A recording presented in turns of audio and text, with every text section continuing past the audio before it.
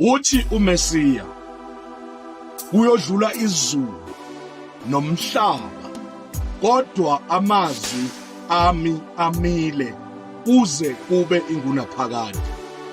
Okuyisiqiniseko sokuthi konke akushilo ukuthi kuzokwenzeka, angeke kuze kuguqulwe isimo sempilo yakho, kodwa konke akushilo kumile kuyoze kube ingunaphakade kulokhu kunjalo.